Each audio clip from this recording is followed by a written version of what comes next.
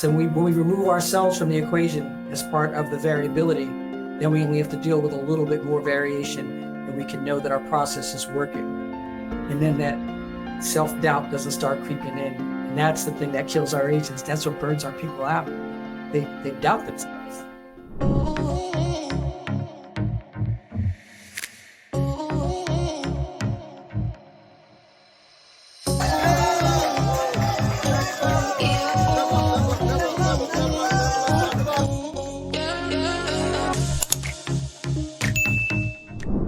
Hey everybody, welcome to another exciting episode of Expert Conversations.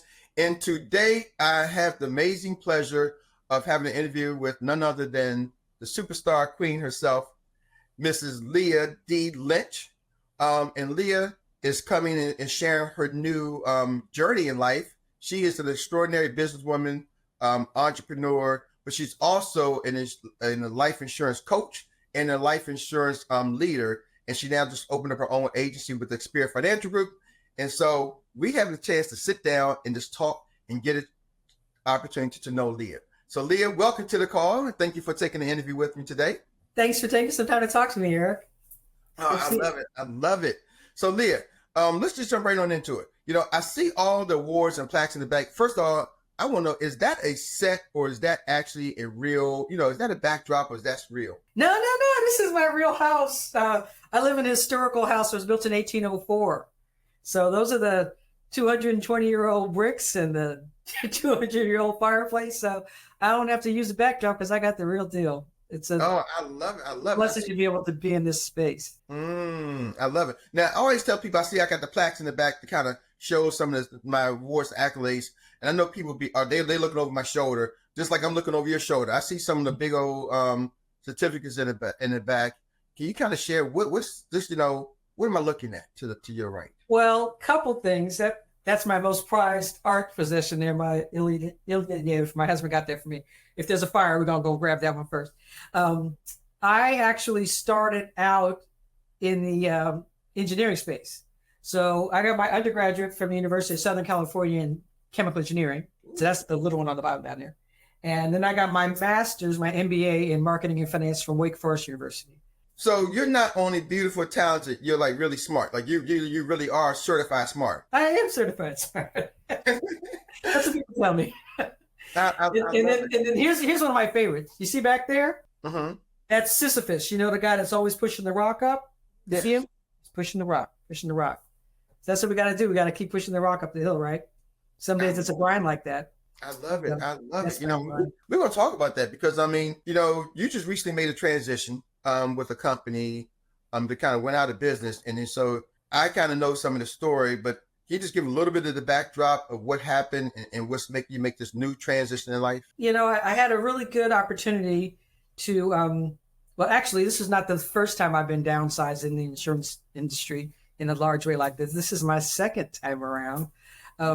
So I started out in insurance back, 2015, what's this, 10 years ago, doing Aflac and business to business insurance. And I was really good at it, but I was kind of praying for something different and putting some things out to the universe. Had a chance to go into a high volume call center with a company that was expanding out of the UK into the United States. And so that was my first exposure to, multiple licenses and multiple products and just kind of that big call volume space. And we were doing pretty well at that. And then they came in one day and they let us all 300 of us go on one day. That was rough. That was a tearjerker, but it opened up the door for me to move to Assurance IQ because one of my teammates who was sitting next to me referred me to Assurance IQ. And I started back in 2018 as an agent on the phones there and learned a lot there. Had an opportunity to do some things, mess up a little bit, struggled, got frustrated, quit, came back with a better attitude and a more coachable space. And when I finally cracked the code at Assurance back in 2019 or so, they were like, hey, girl, you know what you're doing, right? So I came back in 2019 and 2020, and then we got locked down for COVID. And COVID was very good to me. It was rough on a lot of people, but for life insurance, it was really good. And since I was in a better coachable space, I had a good upline who helped me understand some of the reasons why I was frustrated the first time around when I left. I really, really just blew it out. So even during the pandemic, I got the tap on the shoulder. Assurance decided that they wanted to actually put active coaching as part of their business model for the agents. So they were going to open a few hubs around the country where the agents could come into the office if they needed to every now and then. And our jobs were to actively coach them as the sales managers. So I moved to Houston to do that in the middle of the pandemic. So, that was kind of expensive. But got down there, really had a wonderful team, coached maybe, 15, 20 agents down there. We learned that when you actually give agents active coaching, that average agents become good agents become great agents, and great agents become rock stars. Ooh, hold on, Leia. I gotta write that down. Oh, that was awesome. I loved it. And the biggest thing I learned there was the difference between me being a superstar agent, and then I had to learn to transition into making that a transferable skill so that I could coach other people and multiple people in all the different spaces where they were. So I had to learn that everybody comes in a different space. They come to in a different place, right? So to be a good coach and to be a good mentor, you have to meet everyone in the space where they're in. Hold on, we just getting started.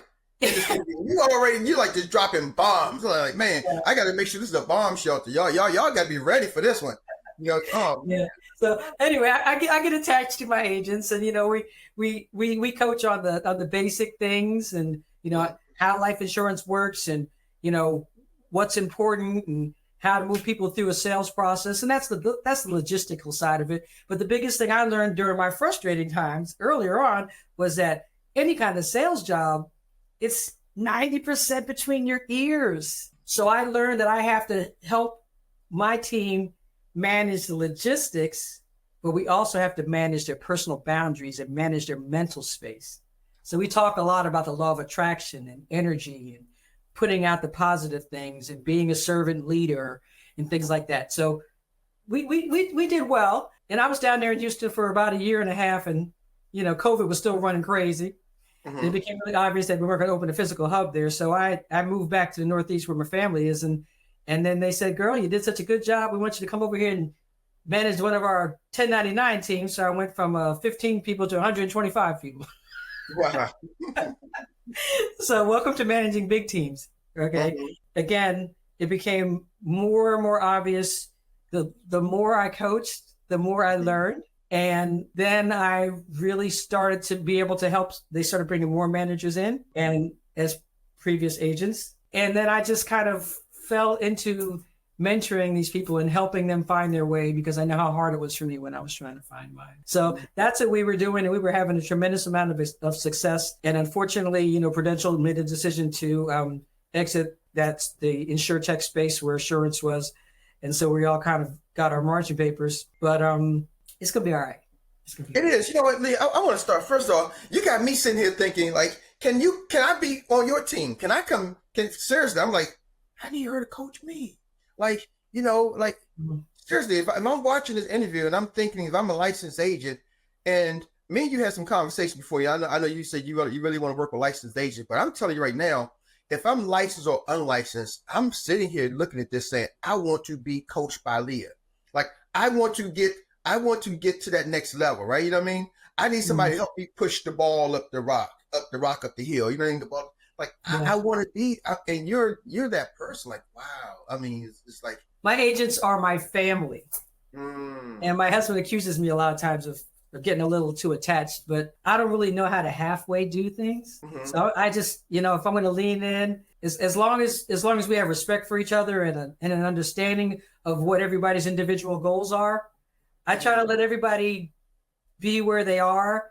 And, some people want to work like full time and this is their main gig. And some people have other things going on, or maybe they're retired. I'm not throwing rocks at anybody. Just tell me what you want to do. And I'll find a way to help you make that work. And what I found was being in this coaching chair, it helps me, because when we work with our clients and we're working through these financial issues and we're trying to help them solve their challenges, we're exchanging energy with them, right? It's an energy exchange. And when I found when I was on the phones, I was getting sucked, that energies was just getting sucked out of me.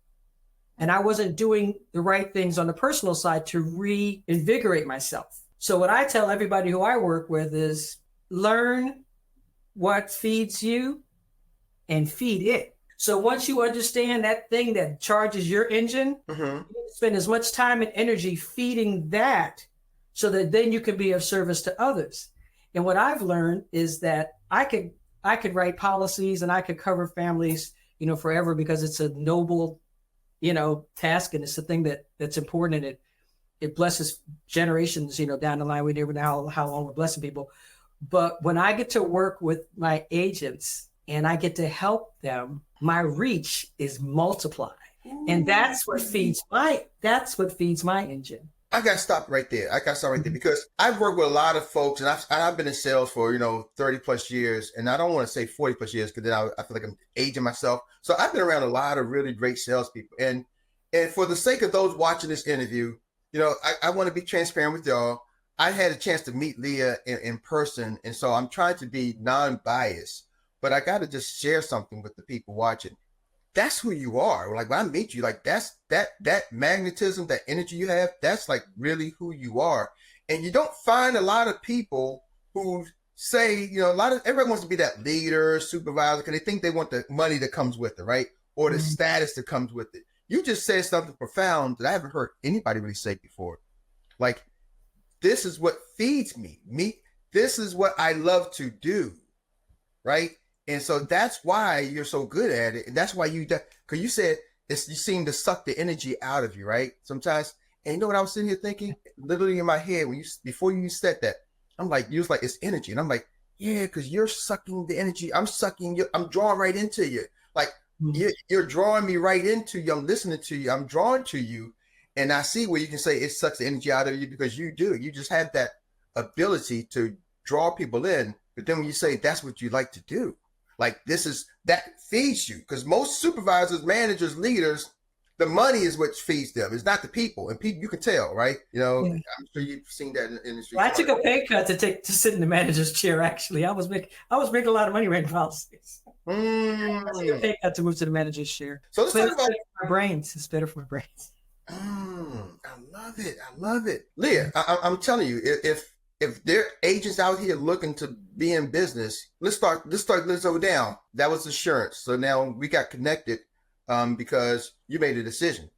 And I know a lot of companies was coming after you. Now insurance, Prudential made a decision to make a change, and everybody was coming at you. Can you walk us through this process? Because now you're making a transition, and I wanted to interview you because I think it's important what you're doing now and how you came about that decision. Can you talk to us about this part here? Well, it was kind of interesting because the management team for the on-demand side of life for assurance, there's 5 of us that we just turned out to be like the perfect storm of people, of talents. And we figured out a way over the last year or so to work together in a very symbiotic sort of way. And so when the surprise came down and everybody, is looking for work, a couple of us in the management team decided to take a minute and try to help our agents find new homes and to try to help them navigate what's basically, shark infested waters and a lot of blood in the water.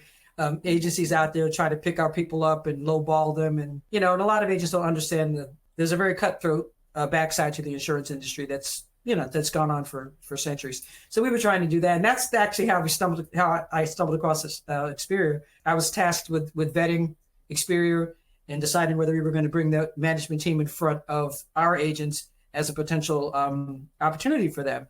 And so I've been listening to a lot of presentations over the last couple of weeks, and there's some very good agencies out there, and just kind of facilitated these conversations. But I saw something different at Experior that I hadn't experienced before. And it came down to the model, kind of that tribrid model that kind of takes the best of, a few different models and puts them together. But what I wanted to do was get off of the gerbil wheel of constantly writing policies and getting kind of knocked down the internet and walking away like from assurance without a single telephone number, not owning my book of business, not having the ability to leave any kind of longevity or legacy for my family. So the idea of having to literally get up every morning and grind every day until the day I die just was not sitting well with me. And the opportunity at Experior to be able to own my book of business and build a team, bring my team with me, because I had a lot of agents just asking me where I was going to go, to bring my family with me and put everybody in a position where they could be better off than we were when we were there. That's what kind of sealed it for me. But do you know what was the one final thing that was you would not expect besides talking to you? I got good energy off of you. So I was like, okay, I can work with this guy. But believe it or not, one of the little tipping point for me was that in the past when I'd worked for other IMOs and writing independently, brokers and stuff like that, I always remember spending a lot of money on leads and churning all my money back into the business on the leads. And I'm thinking, I'm in the wrong business. I need to be in the lead selling business. Okay. And I'd always kind of felt like a lot of these agencies, they sell life insurance policies, but they really selling leads. Okay. Making that money there. And then when I found out that Experior does not bring the leads in-house, and Experior does not profit at all for any of the leads that are purchased, they just kind of point us in the make some recommendations and help us find our way through. And the fact that Experior was not going to make any money on any leads that I bought, that was that level of authenticity that I could work with that. I like that. Oh man, Leah. Woo. I like that because see, I'm gonna go back. You said something. You said you're in the management team. Y'all decided to let's go look at these companies because it is. Some people don't realize this industry can be little hard, cutthroat on it, right? And so there's probably some agents watching this video, and I'm gonna make sure y'all get this video because you're watching this video wondering, hey, my upline, my sponsor, my leader doesn't do the things. They're not Leah. No, they ain't. And then sometimes my company's not really trying to do the things for me. But when you have a team, the company is gone with one notification, and the managers and you got together and said, we want to make sure that our agents was okay. They don't do that. I'm like, that's not something standard, Leah. That type of character is just not standard in the industry. So when I saw that, I was like, oh my goodness, because it's funny because I was talking to you. I had to kind of force you to think about you. I was like, man, well, what about you? You're like, no, Eric, I'm just worried about I'm making sure my agents are good. But I think that's the universe. I mean, I was, trying to do something for someone else, and you put out the good stuff and then it comes back. Now, it doesn't always come back that fast. I didn't expect it to come back that fast, but I recognize it as an opportunity when it kind of presented myself. So I said, you know what? We got to give this a serious look. Because the Lord helps those who help themselves, doesn't he?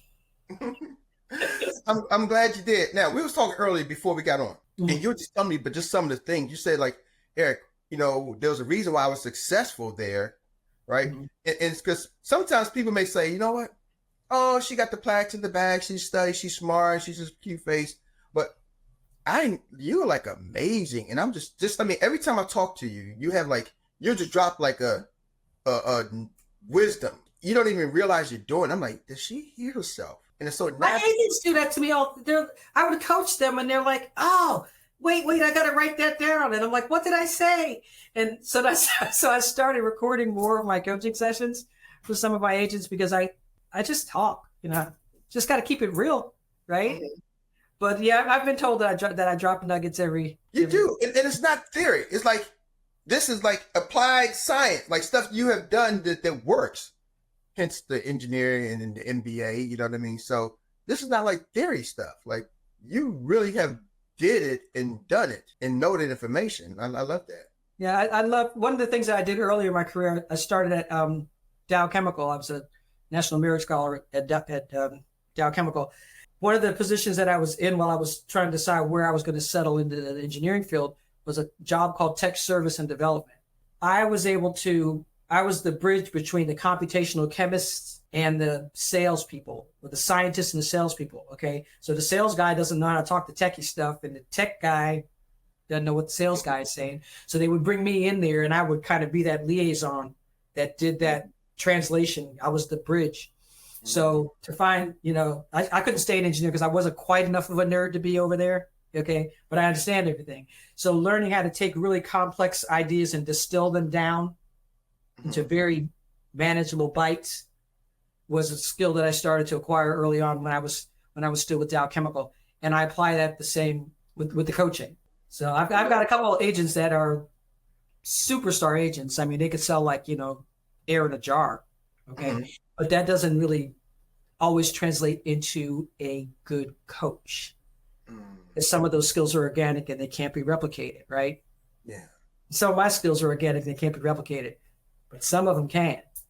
So my job is to identify the things that we can put in place to make your process as smooth as reasonably possible so that every interaction that we have with a client is not total chaos, right? So when we remove ourselves from the equation as part of the variability, then we only have to deal with a little bit more variation and we can know that our process is working. And then that self-doubt doesn't start creeping in. And that's the thing that kills our agents. That's what burns our people out. They doubt themselves. Ooh, so good, so good, so good. So let me ask this question, Leah, because people are watching and they're gonna be like, will you coach me? So let me ask this question. I know you got all the stuff you've been doing it from the corporate side, but can somebody come to Leah D. Lynch now at this stage and they want you to coach them? Will you allow somebody, if they just pay you? I would flat out write you a check. I ain't gonna lie.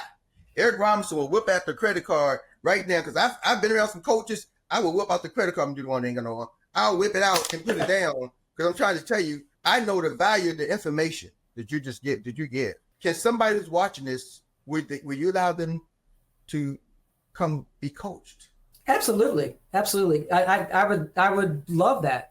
I would love that. And that's, I'm trying to develop all of the processes to, again, document everything but again, if they want to be lead coached by Leah, how do they connect with you? I guess they can subscribe to my YouTube page, right? And kind of send me a message there. Hit me on Facebook. Well, can they email you? If they can email you or can they call you, text you? How do you want them to do it? You want them to send you an email? Yeah, an email would be great. My email is really easy, right?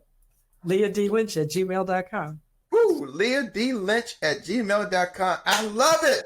And then they can subscribe to your YouTube channel. How can they find your YouTube? Where are you at on YouTube? Same way. But it's Leah like on Star Wars. Leia. Leia. Like Princess Leia. I love it. Leia D. Lynch at YouTube. Leah Lynch at Gmail. And as they look at Facebook, they can find you, Leah D. Lynch at Facebook. On Facebook. Leah D. Lynch. Oh my goodness. So now, Leah, can we get them a nugget? You was talking about objections, and earlier we were saying, hey, there's 3 types of objections. I'm like, Leah, stop talking. I gotta capture this on tape. Like, we gotta capture this on tape. But it seems like you know this, so it's not like if you can replete it. Can you just give you saying it's like 3 types of objections? Can you just kind of give them a little? Just before we started this, I was coaching what I'm trying to do now with the team of agents that we're bringing on to experience. I'm scheduling one-on-ones with each of them, even though we sort of know each other already, to figure out where they are, where they're trying to get out of this experience, how it is that I can help them. And I was talking about objections with one of the previous agents. And this agent kind of sometimes wants to, like you write your little objections down and you got your little list and you want to, but when you're in the middle of a call, you can't be flipping through the pages, right? So in my opinion, there are only 3 types of objections. They're either objections that are based in trust. There are objections based in suitability. So did we get the right product? Was it a good product fit? Did it fit their need? Was the price right? Or there are objections based in urgency. Okay. So when an agent comes to me and says, hey, I got this objection. How do I handle this objection? The first thing I ask them is, which bucket does it fall in? Okay. And once they figure out which bucket that it falls in, then their critical thinking skills can kick in, right? And you know how to answer the question. So you got 3 buckets on objections, and I always coach the 3-legged stool. Every sale, I always tell people, you've seen that the 4-legged stool at the bar, right? One of them can be a little wobbly, and you could still kind of, you could get by, right? But the 3-legged stool, all 3 legs have to be strong, right? So your sale sits on 3 legs. There is the need leg, which is why. There's the urgency leg, which is why now. And then there's the money leg. How? Okay. If you don't have all 3 of those legs established before you ever throw out that first quote, all 3 have to be strong. The sale will not stand. Now you might wait, but it won't stick. It won't stick. Oh my goodness. OMG, Leah. Wow. You know what? Yeah. You. I'm just flat out. If I'm watching. And I'm an agent, licensed agent. If I'm in sales, let me just flat out, and I'm a coach. this is somebody like coaching business and entrepreneurs, what I do. So I'm just telling you flat out, even me as a coach, I would come to Leah. I'm trying to tell y'all, if you ain't doing that. I know, Leah, this ain't what the interview was about. It was about something. That's the fun stuff, Eric. That's the fun stuff. But I'm just sitting here thinking about it. And I'm like, it's one of those things that, and I say this, I'll share people, So, me, I'm an avid reader. I got, Jamie Prickett, CEO of Spirit. I got his book, Can't Fall to the Floor, right here in my hands. John Maxwell got a new book out, The High Road to Leadership. I had pre-ordered that. I was at a conference with John Maxwell. I love Deion Sanders, got his book, Elevate and Dominate. So I'm the person I got books and books and books. I can just grab them all right here. And that doesn't include my library of books. So I'm that guy who likes to understand. So when I see somebody like yourself, I know it, right? I just came back from a conference with Myron Golden. We traveled down there and he had a lot of different leaders. So I can spot it. You know what I mean? Like I'll pay for that. And you're somebody that I would pay for. So now let's talk about this, because I know we're supposed to talk about, this is Leah's, talk about, your new journey as you start your own agency. So now you have your agency inside of Experior, an executive director with Experior. And I want to just kind of introduce you to your friends and family. This is what the whole video is supposed to be about. Just kind of like talk you through the process. I didn't realize I was going to get all this. I'm like, man, this is like, I'm trying to figure out how do I be an interview and take notes. I'm like, hope this is being recorded so I can watch playback. But if I want to be an agent and I want to join your team, can I, and should I reach out to you about joining your team? Can you say something about the coaching and your agents? Sometimes you get this, they get this by being one of your agents. Yes. One of the things that we're trying to do in our group here in Experior is, I had some agents who just wanted to know what I was going to do.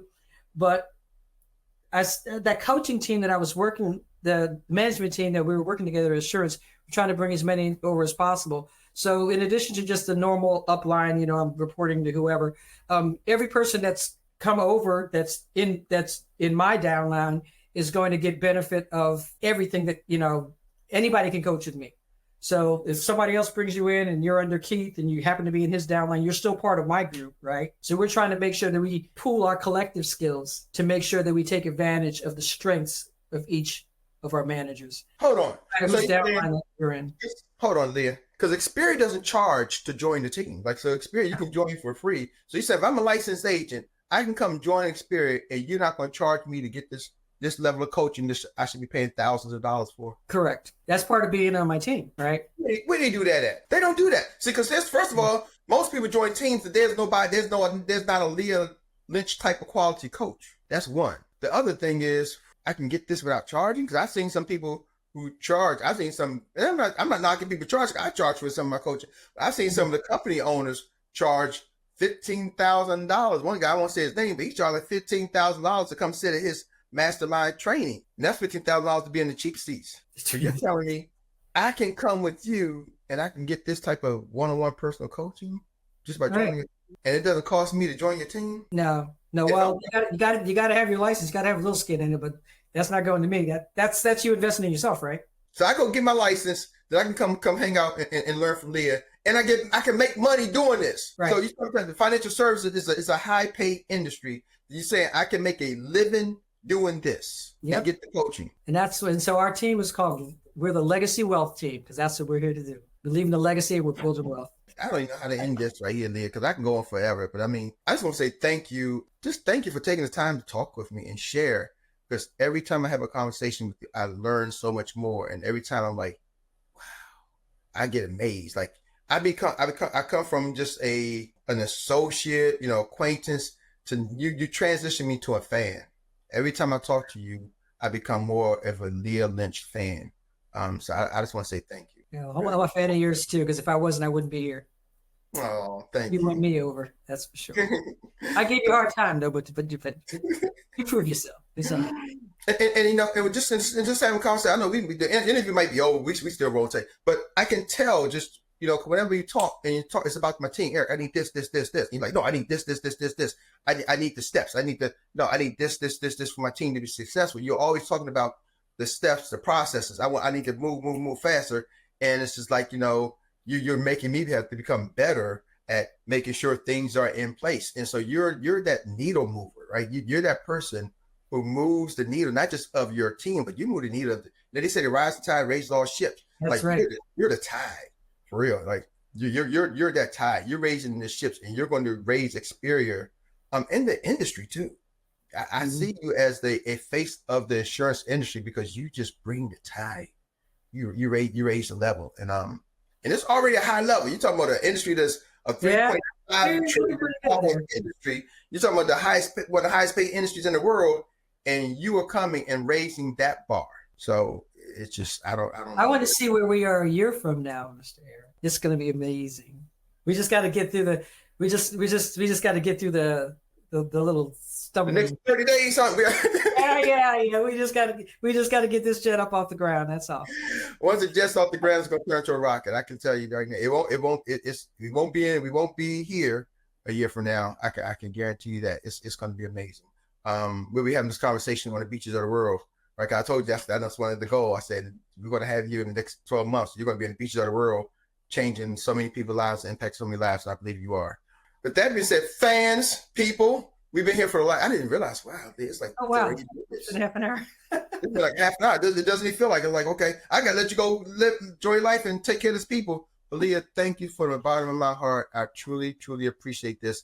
And you're my first interview here at our expert conversation. So I couldn't think of a better person to kick these conversations off than none other than Mrs. Leah D. Lynch.